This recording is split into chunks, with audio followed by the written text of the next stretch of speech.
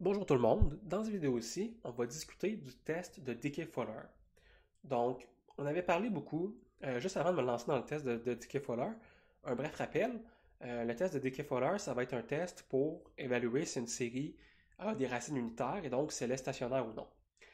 Ça prend donc certains préalables avant de se lancer dans l'étude du test de Dickey-Fowler. Essentiellement, vous allez avoir besoin de connaître qu'est-ce qu'une racine unitaire pour une série, et c'est quoi le rôle de la racine unitaire en rapport à la stationnarité. Et vous allez avoir besoin d'une connaissance de la méthode de première différence qu'on emploie dans le test de Dickey-Fowler. Cette matière-là est couverte dans d'autres de mes vidéos si jamais vous avez besoin d'un rafraîchissement sur le sujet. Si vous êtes familier avec ces idées-là, eh bien on peut poursuivre le test de Dickey-Fowler. Donc le test de Dickey-Fowler, c'est un test de racine unitaire. J'ai ici deux séries. J'ai ma série de gauche, qui est une série qui est stationnaire, donc, YT est égal à 3 plus 0,95 fois YT-1 plus ET. On sait qu'elle est stationnaire parce que le coefficient bêta est inférieur à 1. Et de l'autre côté, j'ai une série qui est stationnaire, donc un non stationnaire à droite. Et cette série non stationnaire-là a un bêta ici de 1,01.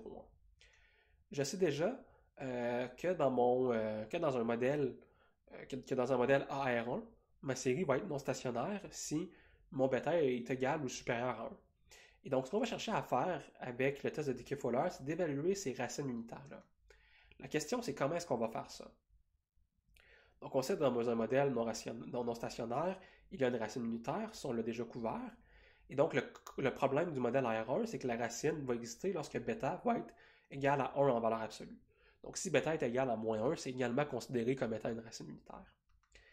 Et donc, on va devoir se poser la question, est-ce qu'on est capable d'évaluer mon modèle AR1? Donc, mon modèle AR1, YT est égal à alpha plus bêta fois YT moins 1 plus ET. On a une hypothèse nulle. Mon hypothèse nulle me dit que bêta est égal à une valeur absolue de 1. En fait, la valeur absolue de bêta, pardon, devrait être égale à 1.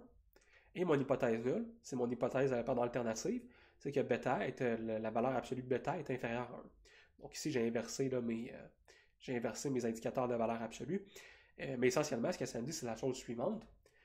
Est-ce que bêta me permet d'avoir, sous mon hypothèse nulle, on a une série qui est non stationnaire, et sur mon hypothèse alternative, j'ai une série qui va être stationnaire.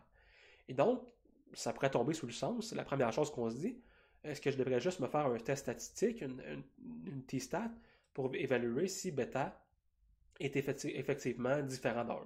Ça pourrait être le raisonnement qu'on a. Est-ce qu'on peut seulement tester la valeur de bêta? La réponse, c'est non. Pourquoi est-ce qu'on ne peut pas faire ça? Parce que bêta ici, notre hypothèse nulle, c'est qu'il est égal à 1. Si bêta est égal à 1, la distribution asymptotique de ce coefficient-là est complètement mélangée. Elle est complètement mélangée, c'est quelque chose que je ne couvrirai pas avec vous, mais vous pouvez tester ça mathématiquement de façon empirique.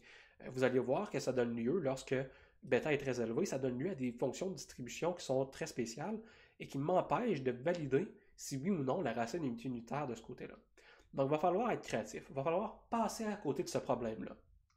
Donc, comment est-ce qu'on passe à côté de ce problème-là? Simplement en stationnarisant notre modèle grâce à la méthode de la première différence. Ce que je vais tester, c'est donc le modèle suivant. Je vais enlever la variable précédente, la valeur précédente de YT. Donc, je vais enlever YT-1. Je me trouve donc avec l'équation équivalente, donc du côté droit de mon équation, la différence de YT, donc YT moins YT-1, plus alpha. Ici, je n'ai pas enlevé le terme alpha, ce n'est pas quelque chose qui est important. Si j'avais fait une vraie première différence, effectivement, l'alpha serait disparu. Plus bêta-1 fois YT-1. Donc ça, c'est la simplification du terme bêta YT-1 moins YT-1. Cette différence-là me donne bêta-1 fois YT-1. J'ai simplement mis YT-1 en évidence. Plus mon terme d'erreur. Maintenant, on arrive avec un nouveau modèle à estimer, et c'est le suivant. On peut simplifier bêta-1 par le coefficient pi. Et ça vient régler notre problème. Ça vient régler notre problème précédent parce qu'imaginez-vous qu'on a une racine unitaire. Imaginez-vous que bêta est égal à 1. Eh bien, le coefficient pi maintenant va être égal à 0. Et cette série-là n'est pas stationnaire. Et donc là, je n'ai pas de problème de distribution asymétrique, j'ai pas de problème de distribution gênante.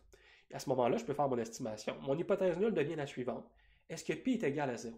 Si pi est égal à 0, ça implique que bêta est égal à 1. Et si bêta est égal à 1, eh bien, ça implique forcément que j'ai une racine unitaire. Et à ce moment-là, ma série va être dite non stationnaire. Si pi est, en valeur absolue est inférieur à 0, ça veut dire que ma série, elle, va être stationnaire. Et donc, ça veut dire que bêta va être inférieur à 1. Et donc, c'est le problème qu'on a sur le suivant. On a simplement passé à côté, on a évalué la racine unitaire à l'aide de notre première différence. Et donc ça va nous donner une statistique, un test de statistique. Quand on va évaluer pi, ça va venir avec une statistique t qu'on va comparer dans une table de distribution de Dickey-Fuller. Donc cette statistique-là, que vous allez attribuer au coefficient pi, vous ne pourrez pas directement la tester sur une loi normale. Vous allez devoir la tester avec la distribution de Dickey-Fuller, comme vous feriez pour n'importe quel autre problème économétrique.